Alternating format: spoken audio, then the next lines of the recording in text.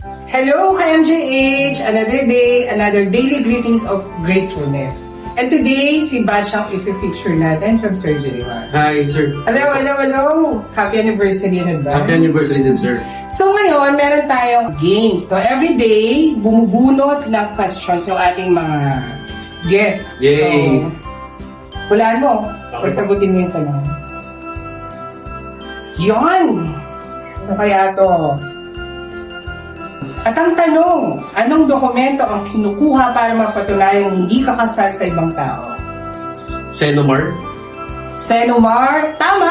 Yun! Dahil dyan, meron kang giveaway from MJH. Thank you po. Thank you.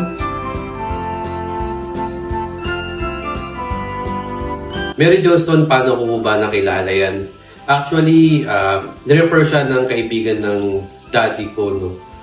Bakit di ko i-try sa Mary Johnston? Not the fact na hiring sila.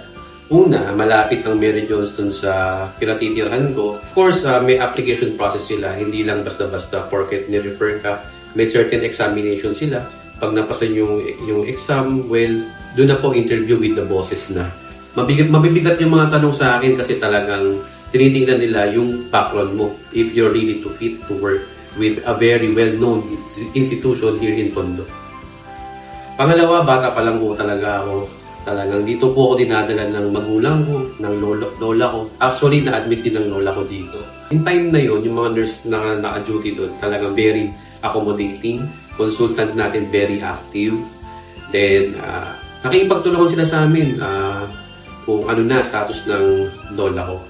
Up until ma-discharge yung lola ko. So, recovered si lola. Thank you. Ang naging work ko dito, I am a surgery staff nurse. No? At first, talaga mag-a-adjust ka.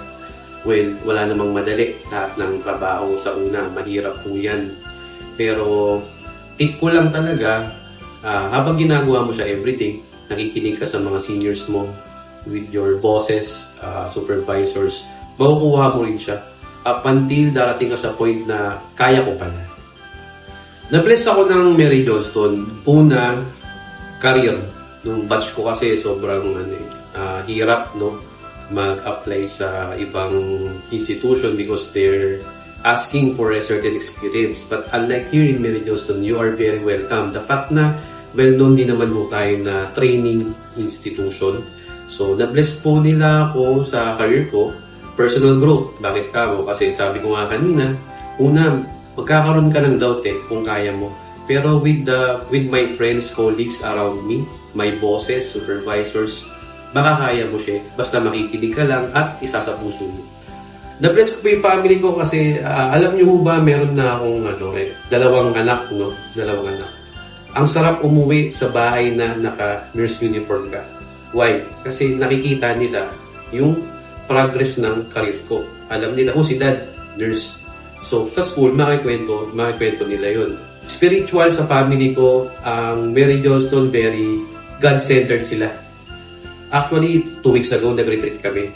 Kung ano yung mga natutunan ko doon, kung ano yung pinacilitate ng Mary Johnston, na-share ko yun, i-apply ko, nagagawa ko sa family ko. That's how Mary Johnston blessed my family. Ano ba ang hindi ko makakalimutan sa Mary Johnston? 3 years ago, yata, Christmas party, no? Bali, may pag-games doon, pahabaan ng gamit, no? Nalatag mo siya sa lapag, pahabaan kayo. So, I'm very competitive as well as my teammate. So, umabot ako sa point na brief na lang yung natira sa akin. Hindi ko alam kung sino yung nakaka-capture ng video na yun.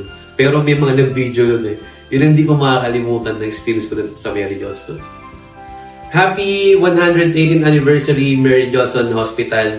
Ang wish ko lang, no, sana ipagpatuloy natin yung affiliation sa mga schools. Why?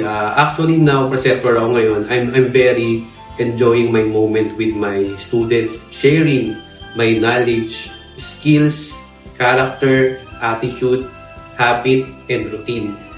And prayer ko rin po sa mga colleagues ko, sa mga bosses ko dito, no. Salamat sa pag-guide nyo sa akin. Kung nasan man ho ako ngayon, lahat po ino-offer ko. First kay Lord, second po sa inyo. Thank you po.